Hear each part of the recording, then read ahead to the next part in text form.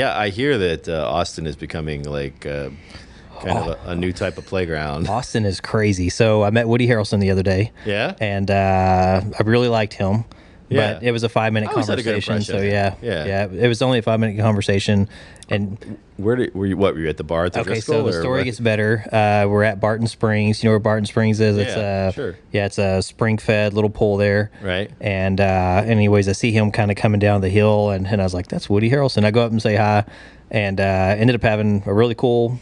You can say a lot of stuff in 5 minutes, I guess, but it was a cool conversation. Yeah. And then he didn't run away when he saw you coming. No, and he actually, I would normally assume like my conversation would be about his career or whatever, but he was actually interested in me and my tattoo, and so we had a really good conversation about where that came from. Well, and now we gotta talk about that, but finish the Woody Harrelson but here story gets the first. weird part. While we're talking, lady comes out of the pool, no top on, walking around normal. Were you at Hippie Hollow or No, what? you would think it, but it was a like everybody just acted like that was normal, and anyways, weird as all get out. So anyways, that day ends. Another day, my apartment goes down to. I also have an apartment during session for the legislative stuff, Right. And I go down to the Greenbelt and run that trail. So I went back to Barton Springs, and lo and behold, there's another lady jumping off the diving board with no top on, and it's completely normal, like nobody's acting like it's weird. And then a couple days after that, I went to Stubbs Barbecue, parked outside, and they have little pay meters to park, and I hear a lady screaming, "Get away from me!" And I look off. I'm on a bridge where I parked at, and I look off, and there is a lady fully nude down there, like taking a bath in the creek that's running, and she's like slamming her clothes into the water, screaming at them. And I mean, it's sad, but in one week period, you know, you're a magnet for naked people. That week I was. Yeah, that's but in Austin, I would now if you told me that happened in like Deer Park, Texas, that'd be surprising. If it happened in my hometown, everybody would know about it within 20 minutes. I grew up in the 80s and 90s, and for the 80s, I remember being about 7, 8 years old, somewhere in there, and me and my brother would ride our bicycle. We lived 7 miles out of town. We would ride our bicycles into town, sometimes down the major highway. And anyways, like nobody frowned on it. Nobody. Our dog would run with us, beside us, and never worried about him getting run over because he was smart enough not to get out on the road. I don't think dogs are as competent now, I guess, but dogs and people both, I think. So all of society. We're gonna get to that. Actually, we're gonna get to the topic of stupid people in response to your hero, Bastiat. But we also did the cat turd tweet, which I don't know if we want to go back to. Yeah, bring up the. I think we should bring the cat turd tweet back because I read this, and this is of course cat turd is famous on Twitter. Nobody really knows who he is. To be honest, we don't really know if he's a he. But then nowadays we don't really know if anybody. I never thought about that. We don't really know who's a he and I who's just not. assumed his gender. I mean, it's true. I mean, it looks like we have misgendered cat turd all this time. But he says, I chuckle inside when somebody calls me a boomer, and then he lists off, because my pre-internet, pre-cell phone, real music, real instruments, nature loving, kick the can, skateboarding, bicycle tag, cruising the strip, all these great things that I remember doing, a lot of them when I was a kid, including the Boston on the 8-track. And although I didn't have a jacked up Nova with mags, but he says all of that was 100% a million times, 100% a million times, versus like 70% of a million times. This is 100% of a million times. Better than your brain dead, sterile, boring AF, whiny iPhone childhood. Now this whiny iPhone childhood, this is classic cat turd, but there's something in that. Yeah. Like, we have sort of produced a whiny society. Yeah. I don't know if the iPhone is the cause. I don't. Trev, do you think? But how many? I mean, your friends. You're from the younger crowd. It's the death of religion. Are your friends whiny? Oh, yeah. Yeah, that's it. Not my friends. Not your friends. No, I take that back. You don't My have friends any are friends. very Because you don't have any friends. But what is it about this? Why is it that these kids everybody now growing up with the iPhone? People, instead of doing stuff, actually complain. My goal is let's do something. My wife blames the iPhone for why I put 20 or 30 pounds on. She says before the iPhone, I was in shape and whatever else. But yeah, I think it's just a dad thing. But It used to be a dad thing. All right. So much for cat turd. But the thing is, he says, so he likens this to being a boomer. So generationally, he's before all of this, which I am kind of too. I said this before. I'm like right in between the boomers and the Gen X. Like I think you're probably between the Gen X and the millennials. And but also, it's not just.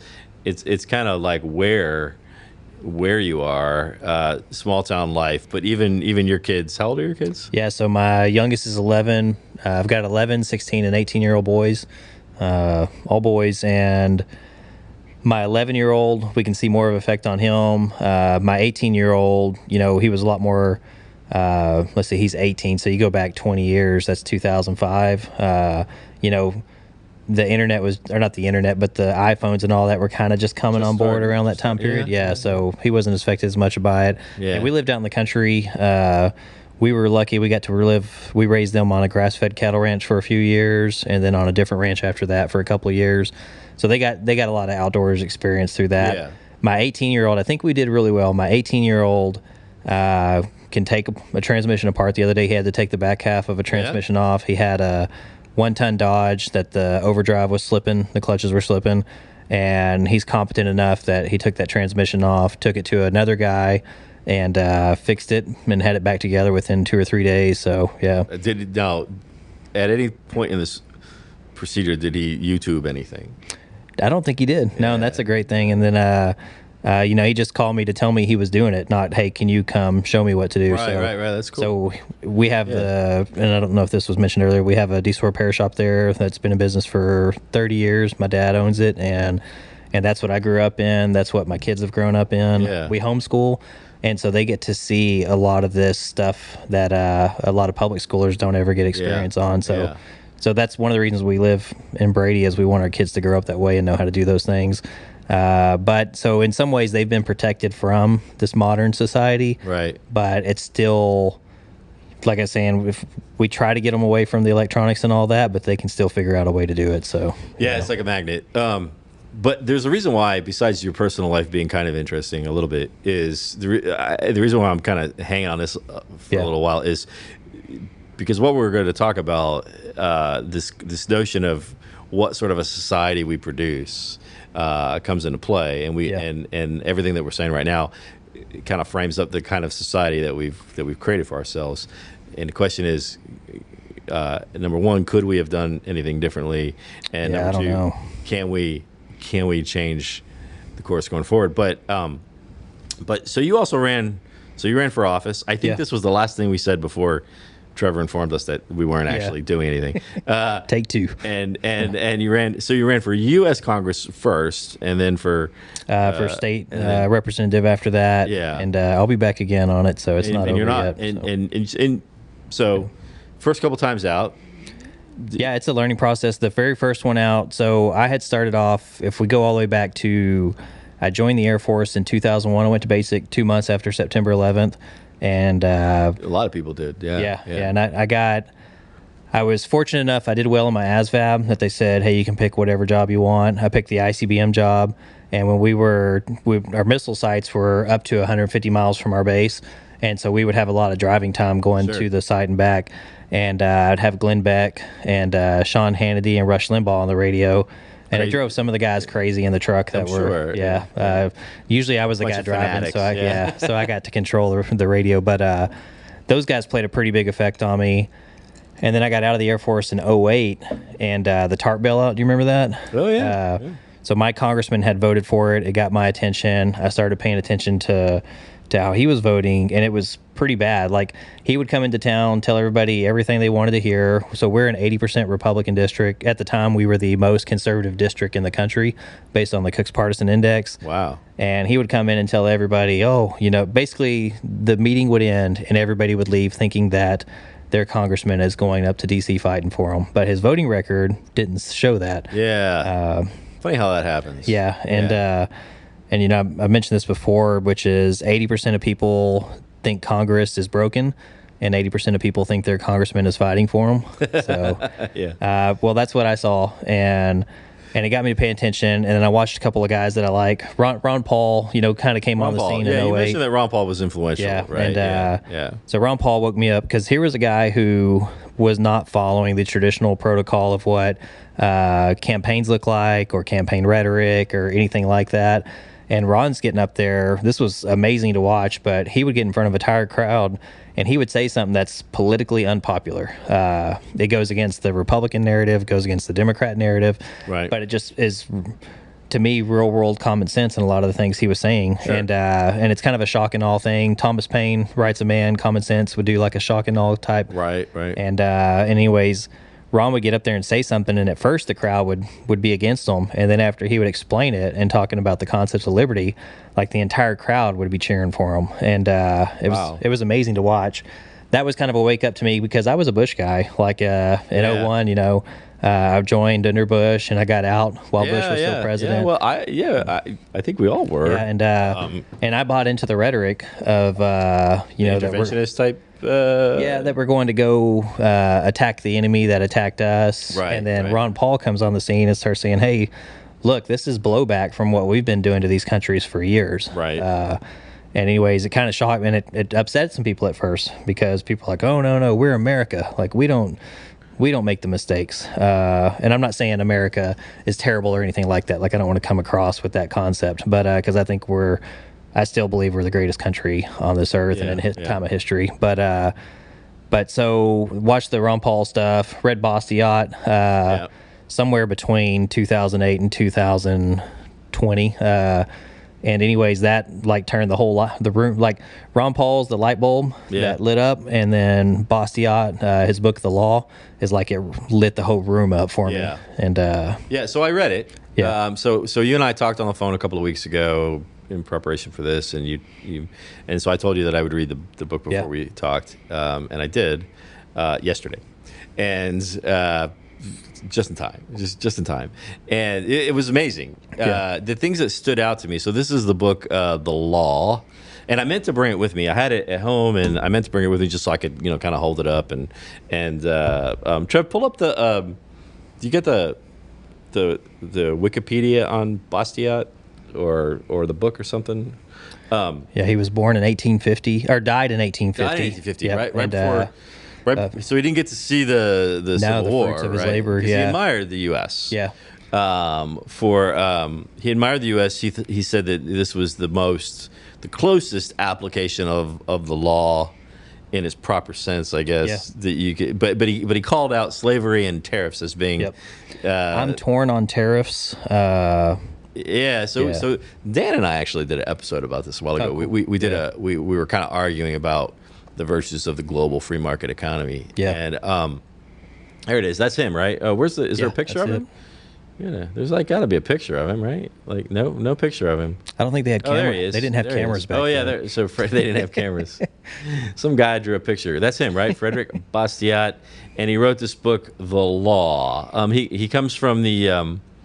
So he was influenced by Adam Smith, Wealth of Nations, and he influenced the Austrian school. So, and the version or the edition of the book that I read had a foreword by Tom DiLorenzo, who's kind of a controversial figure, but a different printing of it. I saw there was who's that other guy that you like, Williams, Walter Williams. Yeah, Walter Williams. I think he wrote a. So my point is, there's a whole collection of thought around this, and I guess the things that stood out to me about the law when I read it yesterday, there was a few things.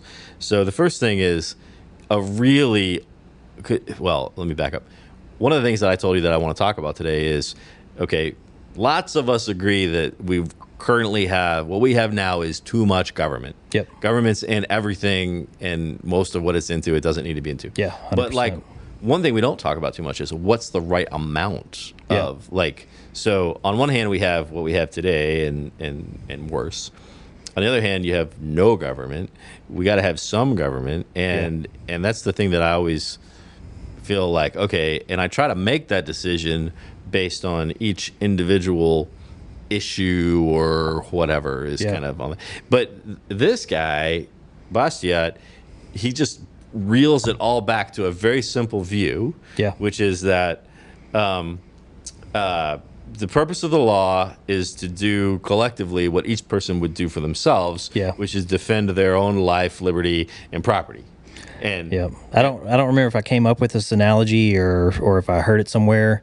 But the way I like to look at it is, let's say 50 of us landed on an island, and now we have to determine, who owns what property, how we're going to make sure that that property is protected properly to the proper owner. So basically, we land on this island. We all claim a territory, so we each have our own property. Now, how do we make sure that as a unified group of people, that we're making sure that everything is protected, our individual rights, my right to property, my right to liberty, and then where the government, in my opinion, becomes bad is whenever the majority or a group of those people, or even just a small portion of those people, now decide we want what that other person has, and we're going to turn the government around to where it starts taking away from people. We use it. Right. Yeah. And he calls it legal plunder. Yep. Right. Yeah, it's a great term. Legal plunder. So, well, and it's interesting. It's a good analogy because what you're describing actually kind of did happen. It was called the Jamestown Colony, right? Yeah. And I think it was Jamestown, one of them. Yeah, I'm not sure, to be honest with you. But where the first year they decided that, so they did all land essentially, not on an island, but on a foreign shore. Yeah. And here we are, and we got to make a go of it. And the first year, they all decided that they were going to sort of take a collective approach, and we're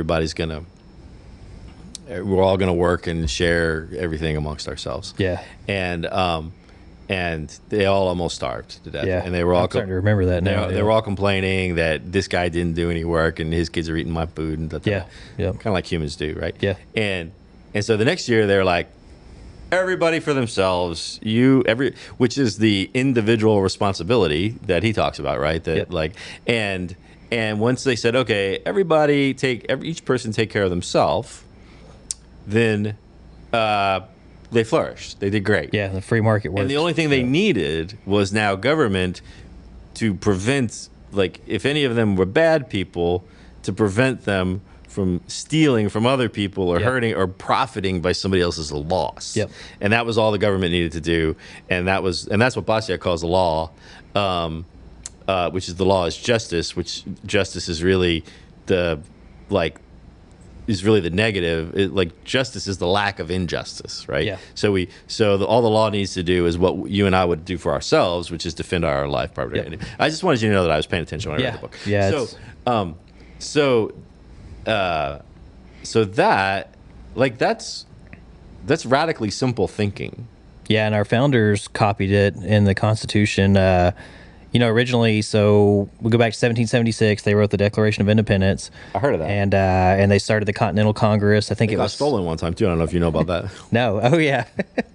Nicolas Cage.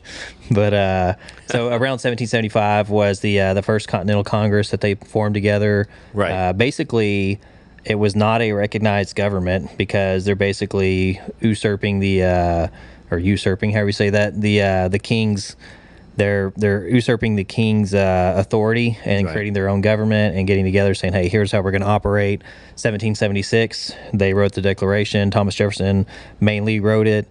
And his is a better version of what they actually came out with. They changed some of his wording in it. But you're only saying this because I remember you said you're a Jeffersonian Republican. I am a Jeffersonian Republican, yeah. And let's get to what that means exactly. But okay, yeah. But, they had the Continental Congress meetings. We actually had, I think, 8 presidents before George Washington as far with the Continental Congress. And then they eventually come together at the Philadelphia Convention. We now call it the Constitutional Convention. Mm-hmm. And they debated, I think it was for months, or I can't remember how long it went. But basically like, hey, here is what we're going to decide is what government looks like and the proper roles it has. And they created a federal government, which means that government was limited to only what was in that, what I call the contract in the Constitution, and it states, here's what the federal government can do.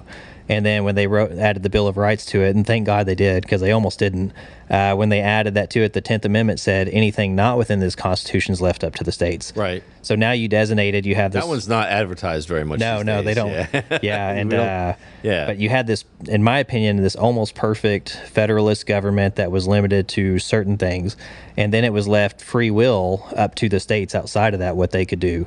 Well, and there's a practical aspect of that, and I've mentioned this on the show before, which is just this, like, the scalability, what we nowadays call scalability, right?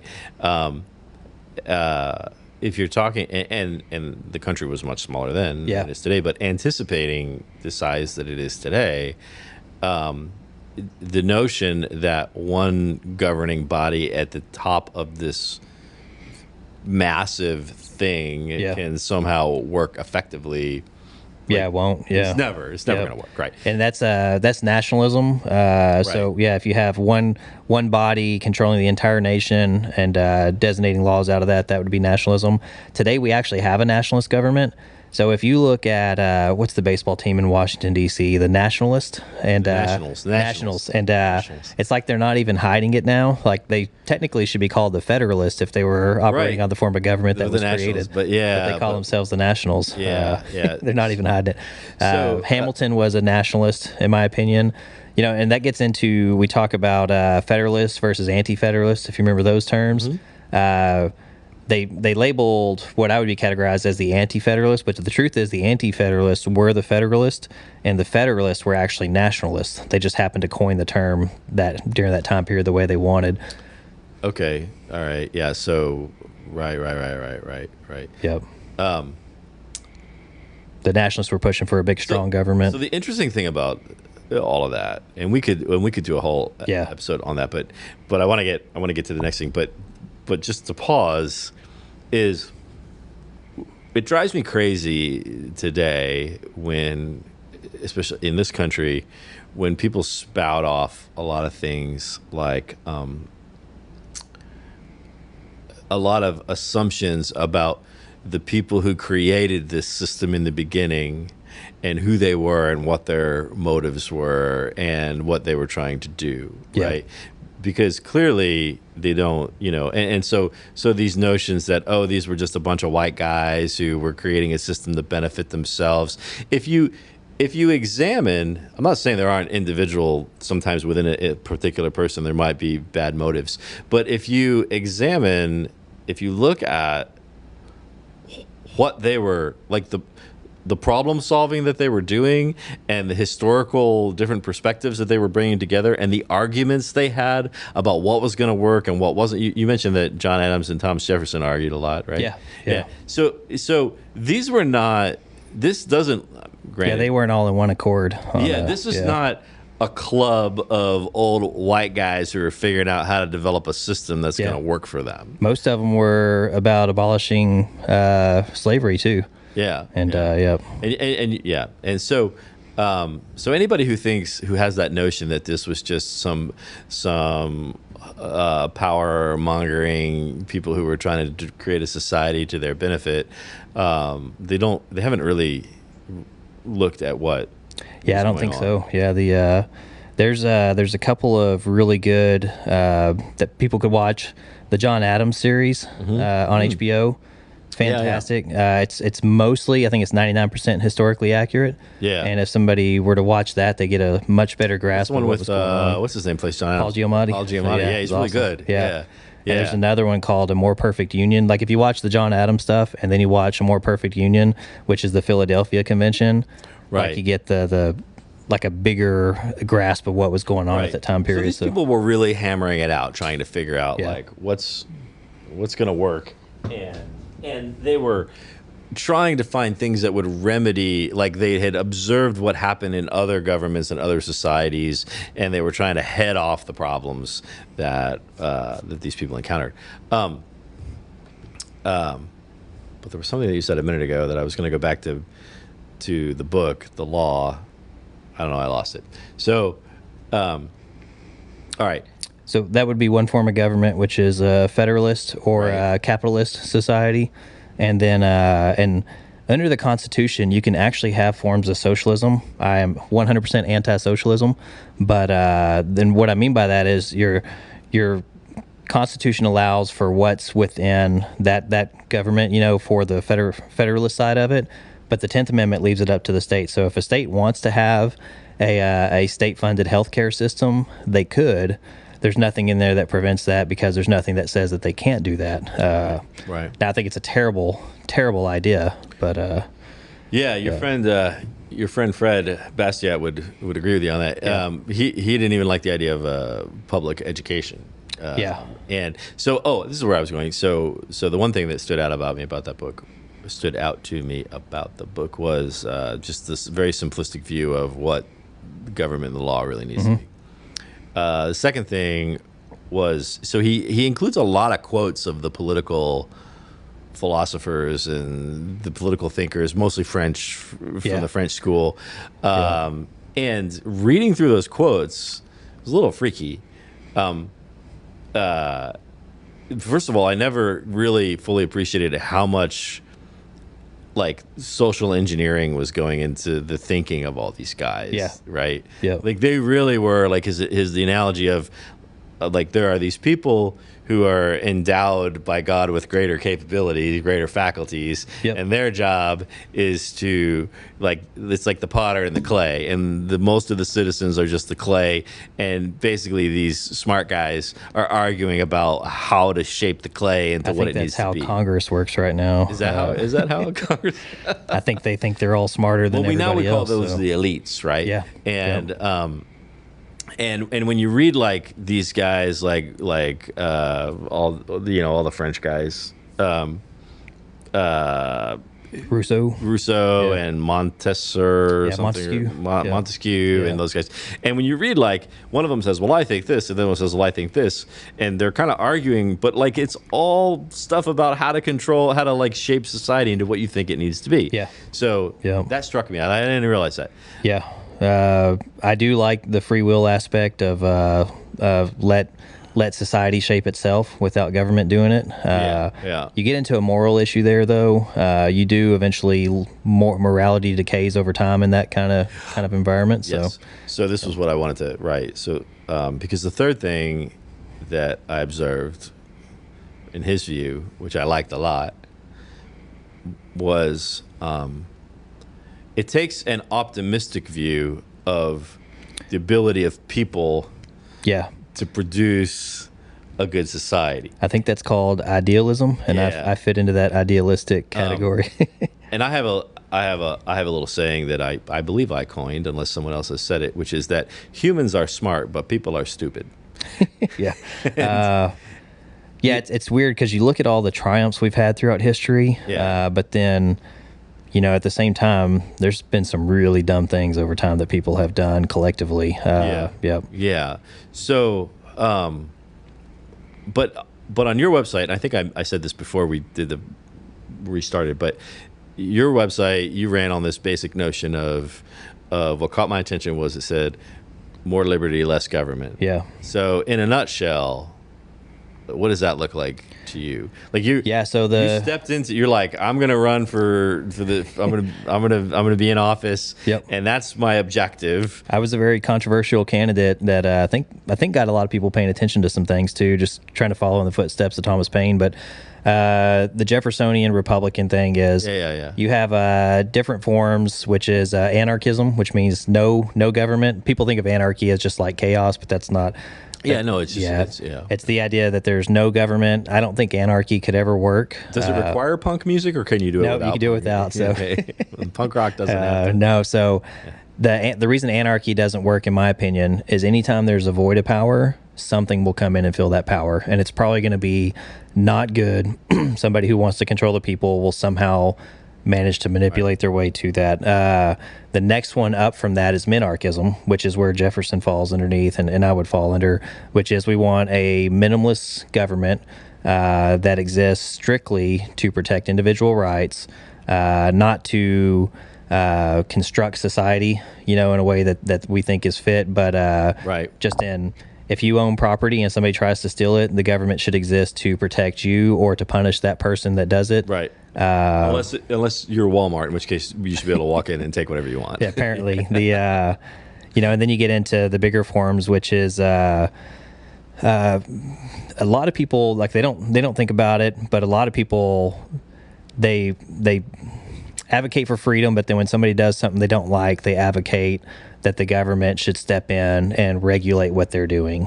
So that's not really liberty at all. And so that's a little more government involved. To me, it gets into the socialism aspect, or tyranny aspect. So there's things that people do in society I don't like, right? But freedom means you have to be willing to accept that other people are going to do things you don't like, as long as they're not causing harm to your life, liberty, or property. Then it is what it is. So right. Yeah, that's where the moral decay a lot of times comes into is if you don't regulate that stuff, which I get. So I understand that. Then you get into the socialism or soft socialism, and that's where we talk about like healthcare or universal income, education. We homeschool. I think that there was a time when public education was like a fantastic model to look at. But the parents are less involved now. The teachers and the government have more control over what the kids are seeing, and I think that that's going. This is gonna sound conspiratorial, but the infiltration in American academia at the higher levels of like new enlightened thinking that started 50, 60, 70 years ago has eventually worked its way down. Yeah, I think so. To preschool. Yeah. And so the objective of giving somebody a good education has taken backseat to, creating a certain way of thinking among students. It keeps going downhill from there. You get into communism full on, which is where they dictate what you're going to do for a living. And how much of your work you get to keep versus what they get to keep. And that goes back to, the idea is I deserve the fruits of my labor. And if the government comes in and takes away the fruits of my labor and gives it to someone else, that's immoral. It's theft, plunder. Legal plunder, And it's also a form of socialism. So where I draw the line on what size government I'm okay with is if the government is now dictating that they get to take a portion of something of mine that I worked for without my permission, we've crossed the line of what the proper role of government is. Yeah, well, we've crossed that line a while ago. Yeah. What I like about our country, the Constitution, is they dictated, which they don't follow it at all now, but they dictated what the federal government would be responsible for. And then, so infrastructure, primarily should be a state issue. Roads in the state should be left up to the state. Whatever else you want to talk about in there, that should be left up to the state or the people. All right, so this is an interesting point, which is because I was thinking about this very point in light of Bastiat and the law, and also so there's a quote apparently Ayn Rand, who obviously is Atlas Shrugged, Fountainhead. She's she's got objectivism, but her thinking about government definitely aligns with like a libertarian view of government. And there was some sort of discussion that she was having with somebody, and she was criticizing the government shouldn't be doing this and shouldn't be doing that. And some official said to her, well, how about roads? And do you think it's okay if the government builds the roads? And he was being sarcastic, but because Ayn Rand didn't have a sense of humor that anybody could detect, she came back a week later and said to him, so I've given this a lot of thought, and I think that it is okay for the government to build the roads. But would he think so, though? Because... I don't know. Possibly not. The libertarians, so there's different levels of libertarians, which goes from the anarchist to the minarchist side. And anyways, with that, some libertarians hardcore advocate that everything should be toll roads. I don't know how that would work, but you're basically having to pay, instead of having a government that is taking care of that infrastructure. It's private enterprise, and they got to make their money somehow. And I get that. Nobody's going to buy the road from them, so they have to sell the road some other way. And I get the argument that they make.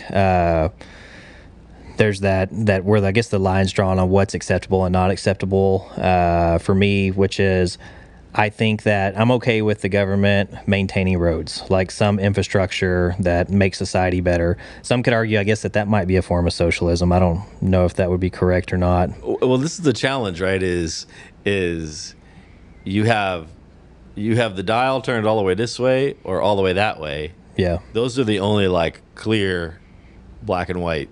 And then everything else is somewhere along a continuum of trying to decide what's okay and what's not. Yeah. So, I mean, but I like the notion that the infrastructure should be at the state level instead of the federal level. I look at it as also shared resources, so our shared property. The air is shared property. The roads are shared property. Parks are shared property. And this is what corporations do, right? Like you have, in most big companies, you have certain things that they call shared services. Yeah. You know, human resources, finance, kind of, whatever, the help desk.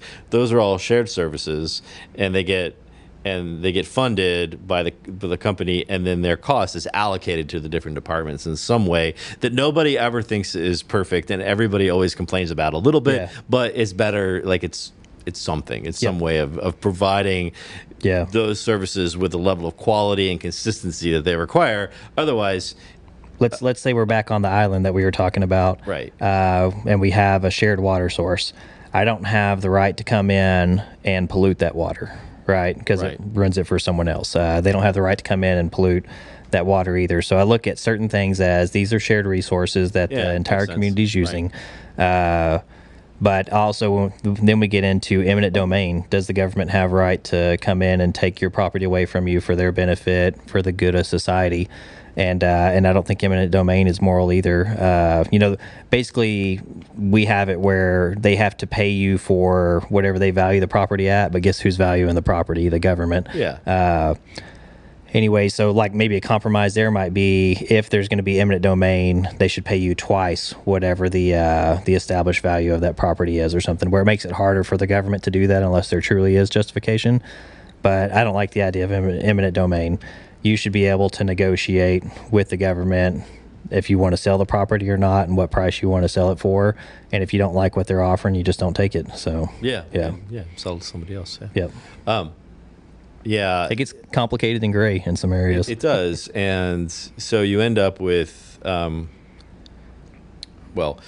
at a big level, at a high level, we got government way involved in like the fact that the federal government, the national government, we really shouldn't call it a federal government anymore. Yeah, it's not. Yeah, national government. Take the education is not in the Constitution. Right. The fact energy that the national department, government is even involved in education in any way, shape, or form. And what we're doing now is we send money to them, and they get to decide how much of it we get back for education. Yeah.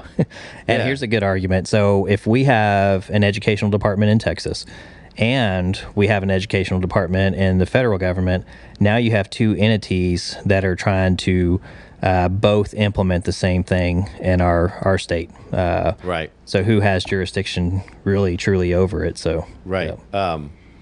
Yeah. Well, anything worth doing is worth doing twice. So that's, and we talk about the government, proper role of it. Like I said, we complain a lot about it. They, in my opinion, have made life significantly harder. I love the quote that says that the path to hell is paved with good intentions, and I think there are some well-meaning people in there, but everything that they've implemented, I feel like, has made things worse. Social Security is a good one to talk about. So that is a socialist program. Yeah. But I've already paid in, so I need to get my money out. Yeah, and that's my argument would be like, if we did end it, people who were made a promise and who paid into it should get back out what they were promised. But we know that it's a Ponzi scheme in the end. If any one of us were to duplicate what the Social Security program is in a private industry and sell it to people, we would go to jail for a Ponzi scheme. So explain that a little bit. Yeah. Basically, the math doesn't work out. We know that in the end, someone's going to lose out that paid into it. and they're also taking the money out of the Social Security fund and using it for other projects instead of what it's supposed to be used for. That we know, yeah. Yeah. But the Ponzi scheme element is that we're collecting money from one group, giving it to another, and the group that, in the end, the guy at the bottom of the Ponzi scheme never gets his money back. So Madoff went to jail for a long time for his Ponzi scheme. I think Ponzi was named after a guy. Yeah, it was. I forget who the guy was. Yeah. If we did the things that our government does to people, we would all go to jail for it. Right. Yeah. Yeah. So, all right. Go ahead. Okay. We get into the discussion then on what's the proper role of government? How does the government fund these things? What's the proper way to raise money to fund? Let's take road, infrastructure or anything like that, or power or anything. Do they have the right to take it from us by force to fund those things, or should it be voluntary, or should it be a pay for service where we don't get to use that service unless we pay for it? So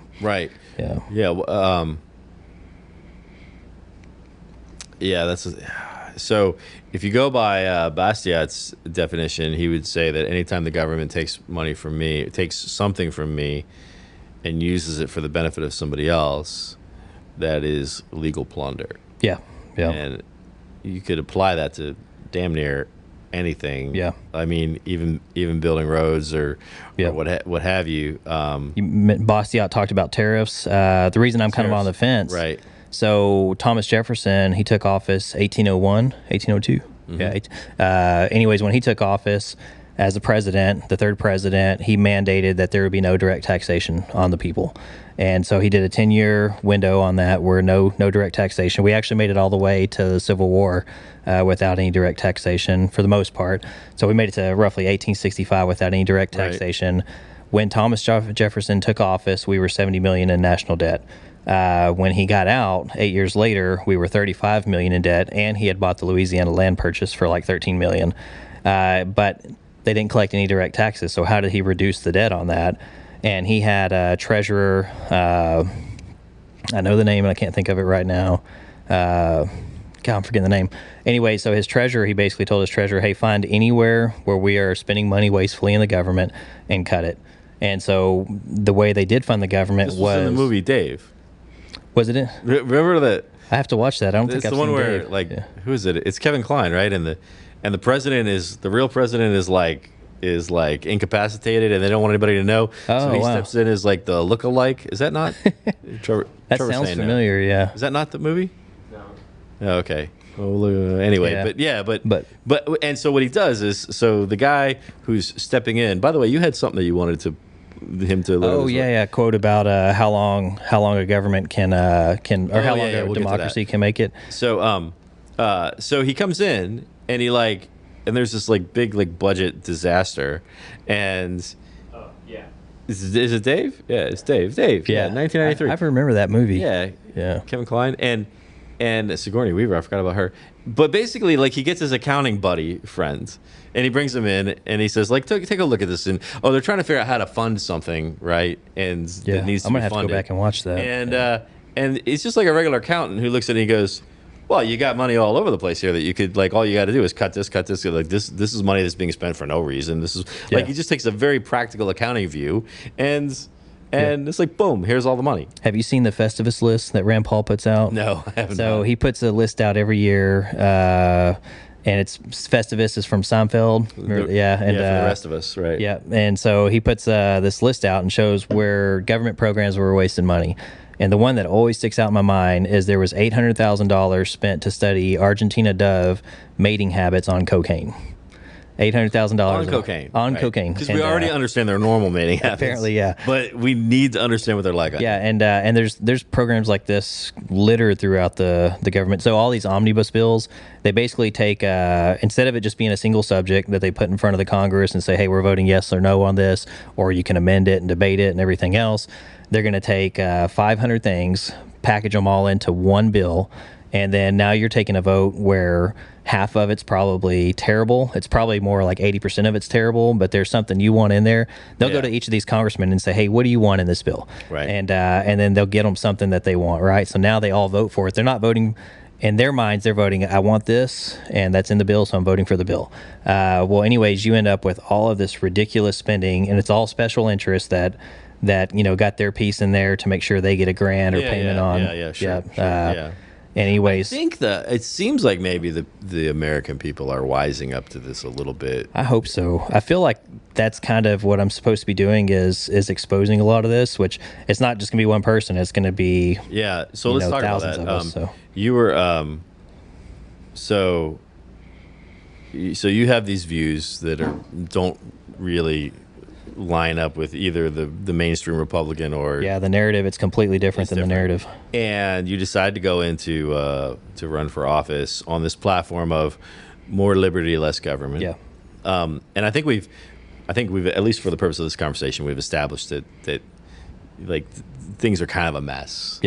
And so we were talking about this earlier, but if you take Bastiat's formula, if you apply that like from scratch, right? easier to do. But what we have today, what we've produced today, in fact, is a monster. In fact, Trev, get can you do the stupid people who want stuff for free thing? Yeah, pull that up. So this is just a little. This is a bit out there, but this is a BuzzFeed article I found just the other day. Can you make it bigger? So. These 21 bozos who thought they were entitled to free stuff for no reason at all. And we're not going to read them all. But if you scroll down, this guy is going on a cruise with his girlfriend or something, and he's just looking for people to donate, to give him money. Just give me money. And this is kind of like, remember Christmas Vacation when Cousin Eddie's like, got the list of what he wants Clark to buy for his. He itemizes it. Well, we need $70 for this, and we need $222. He just puts this on his Facebook. Anybody wants to give me money? Keep going. Wow. We got this is what we've produced. This is the society that we produced. This is a guy who his girlfriend wants him to find a place to stay because he's been living outside, and he's just looking for somebody to give him a place to stay for free, and you have to put up with some of his nasty habits. Keep going. And this is a person who says, hey, if anybody has a house that they're not living in and they want to let me live in it for free, my fiance has always wanted one of these. So it's bold. It is bold. This beggar with a list of demands. This next one. This is basically saying, I want you to give me all. This one's priceless. My husband is currently underway, and I don't drive at all. So I was wondering if you could take me and my kids to my appointments. I cannot pay for gas or give you anything at this time. So if you could do that and not expect anything, that would be great. I see that you have kids too, and if you don't have a big enough car, you might want to find them a babysitter. Golly. Considering I can't leave my 4 children with anyone.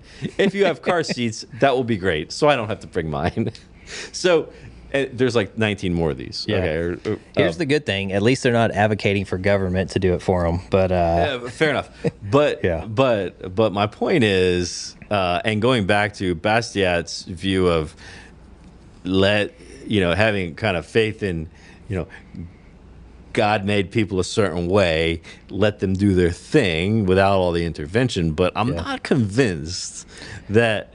Yeah, here's like this is a bit of a but you look at what we've talked a little bit about like the society that we like. Are these the people that we want to just turn loose to do? Yeah, it's I find talking to a lot of people, like you mention concepts of freedom to people, and they get uncomfortable when all of a sudden they realize that people can do things they don't like, and.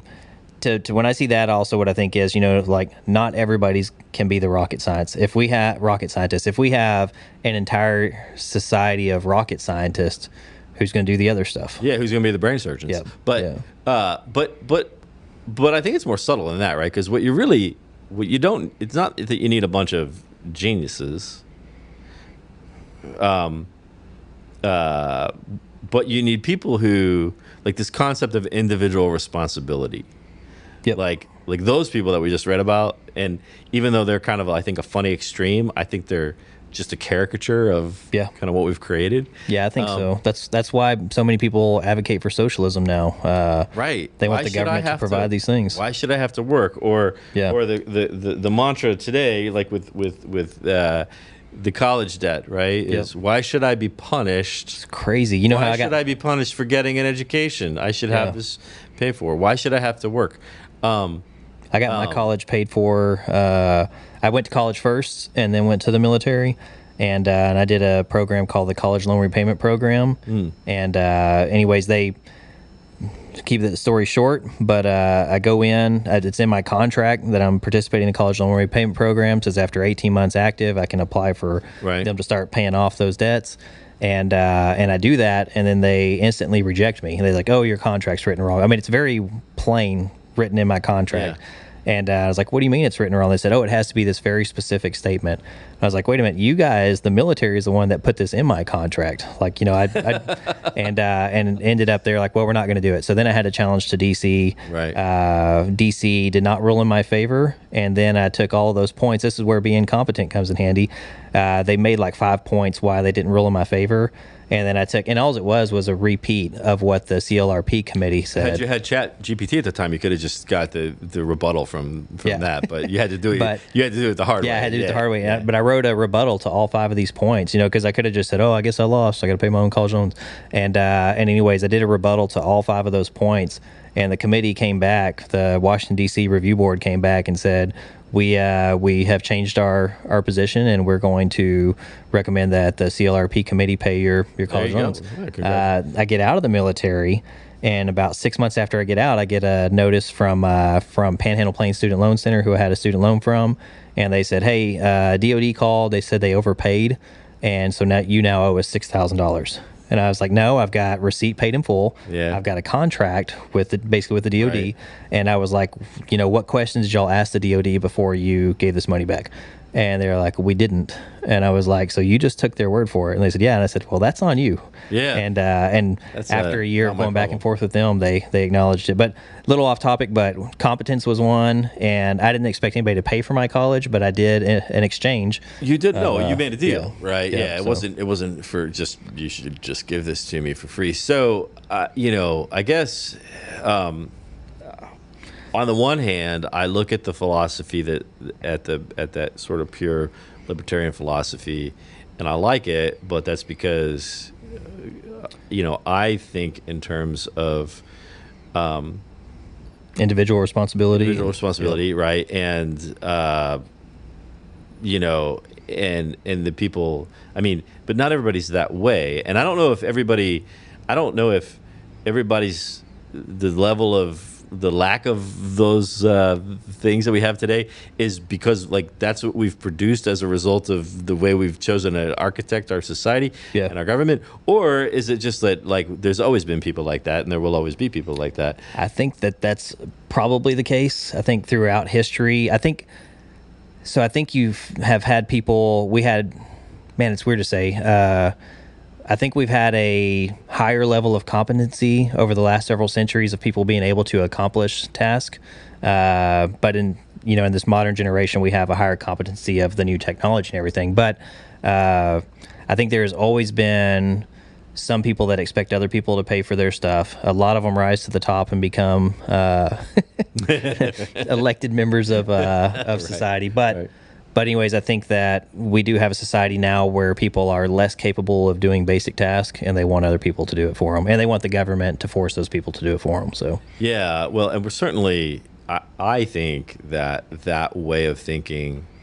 By the way, Bastiat would blame that on classical education, but I do think that way of thinking has crept in slowly but surely, and you could, if you with probably not a little bit of work, you could trace it from certain thinkers in the late 19th century, early 20th century, and you could see it come into academia, and you could see it, right? Like, and then you could argue about whether it was intentional or non-intentional or what have you. I think so. Like Thomas Sowell and Walter Williams, who were closely knitted in history together, they they would put a lot of emphasis on the breakdown of the family, that government played a large role in breaking down what a family's supposed to be, what the father in the household's supposed to be. Well, that is in the communist playbook. Yeah. There's no question that's definitely that's part of it. So, but what I'm curious about, because this show is called Saving the Dream and not Killing the Dream. How do we get there? So you were running for office on this radical, fanatical notion of individual responsibility and liberty. Yeah. And you must have thought either you just want to be punished for your thoughts, or you had some sort of notion that if I got in a position, I could help move things in the right direction. What does that look? There's some naiveness in there. How do you get there from here? Yeah. Right? My thought was, we have to radically transition our government, which is funny because it's not transition to something else. It's just trying to transition it back to what it used to be. What it was intended to be, right? And the idea is that, run for office, win. I was a bit naive in it. We did really well in the race for. I did read that. I think you got your cost per vote was lower than. Yeah, we only spent $3 per vote. Yeah. Most of the guys spent anywhere from in the 20s to the high 50s or something per vote. Right. We only spent $27,000. The first place guy spent $1.7 million. Second place guy spent $850,000. I got third. There were 10 candidates in the race. Beat guys that spent hundreds of thousands of dollars, and big name guys that have. So we did really good. The message really resonated. Third out of 10. So yeah, everybody gets a trophy. Yeah. There you go. I got bronze. But the idea is that you win.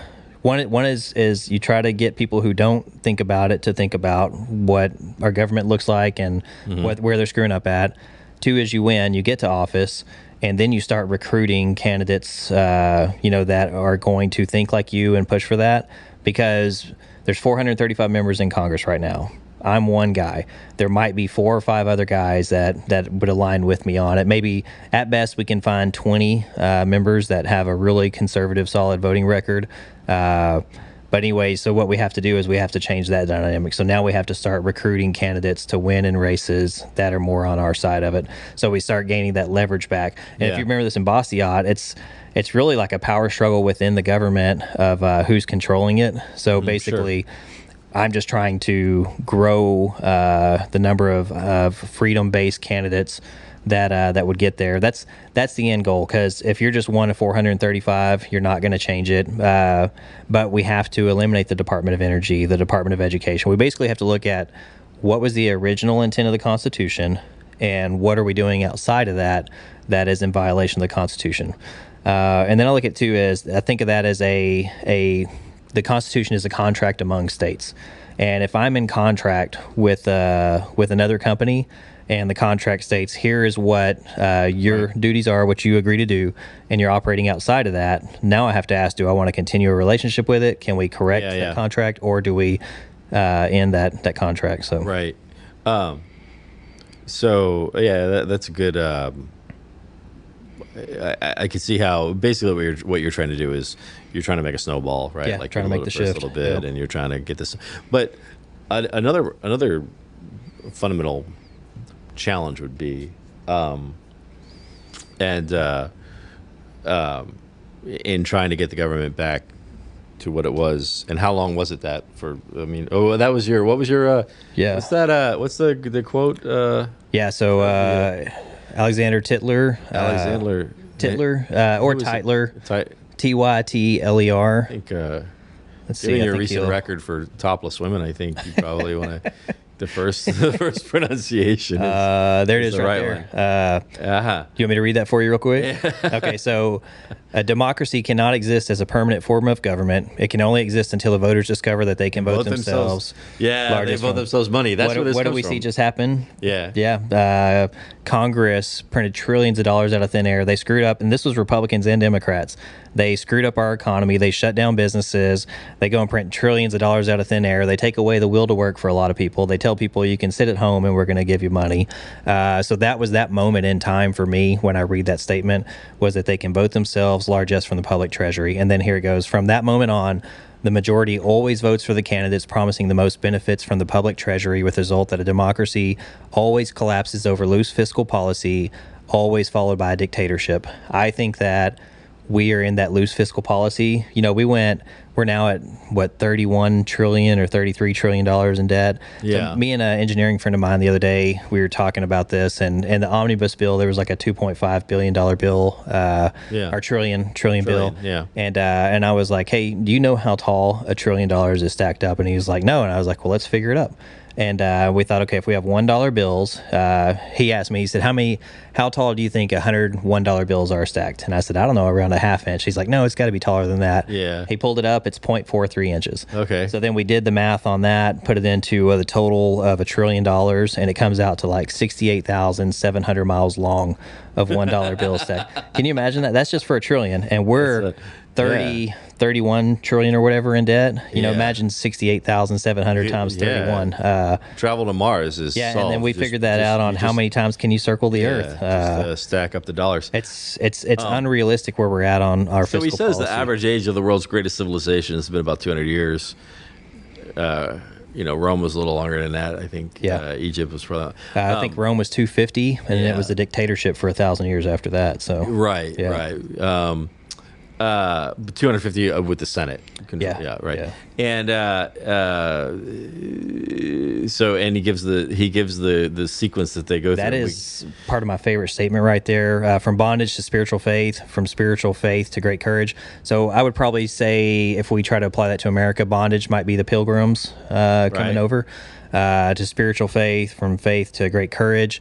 I would call the American Revolution the Great Courage time period. Right? Yep. And we stood up to a tyrannical government. Liberty, right? Yeah. And from liberty to abundance. Now we're in a society where we have more than we could ever want. I mean, even a poor person today is richer than kings back in the day. Yeah, we've talked about this on some other episodes. Yeah. And then from abundance to selfishness, which is where I think we're kind of in that that's abundance, selfishness, and apathy all together. Right. Apathy is where, as long as you got a roof over your head and food in your belly, like, most people may not care at all what's going on in the rest of the society.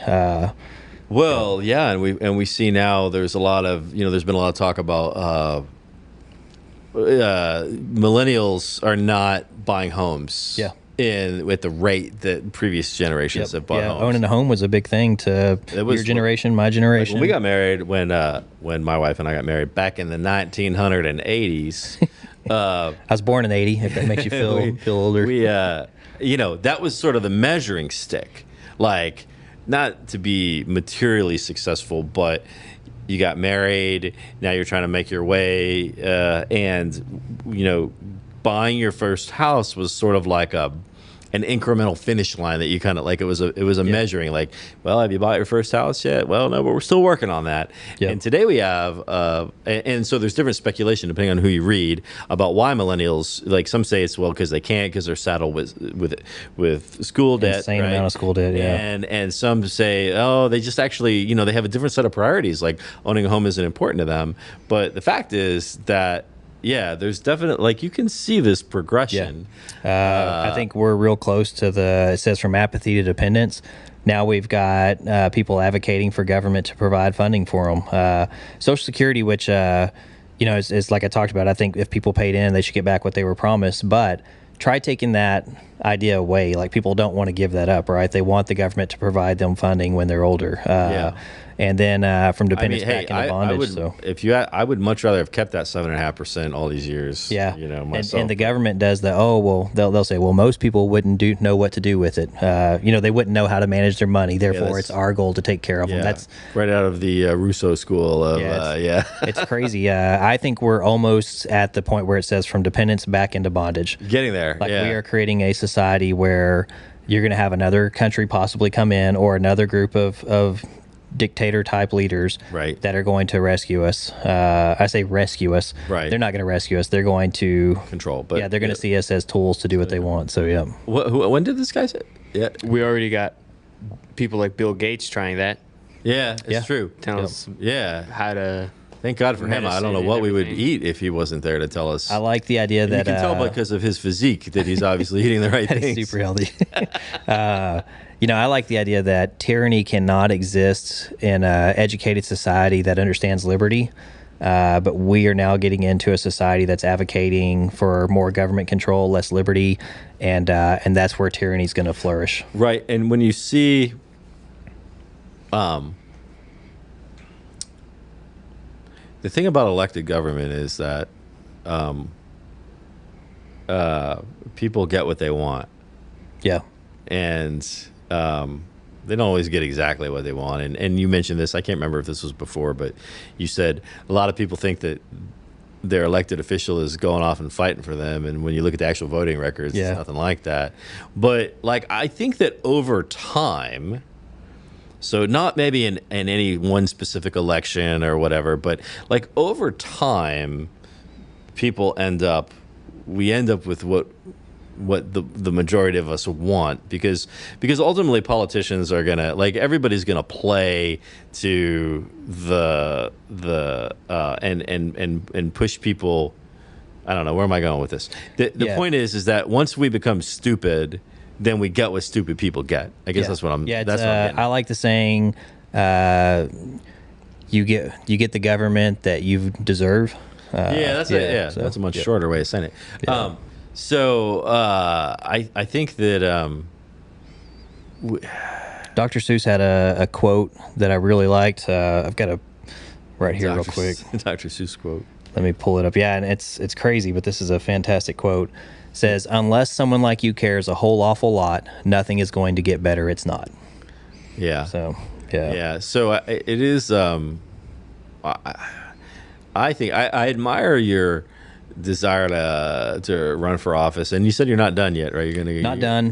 The trick. I read a book called Breaking Buds that was about Navy SEAL. Navy SEALs going through Buds class or Bud school, and it talked about. It said it's not the fastest guy, not the smartest guy, not the most athletic guy, anything like that succeeds. It's the guy that doesn't quit, that just gets through it. And I kind of translated that to my own slogan, which is "Be too dumb to know any better." Like if I actually thought this through or whatever, be like, hey, the odds are entirely against me. But think about the founding fathers. Like, think about the odds that were against them, and they were still willing to lose everything. So yeah, no, it's true. Yeah. I mean, it has to start somewhere. I find myself in a more pessimistic view sometimes, where even though I get there too. Even though the show is saving the dream, but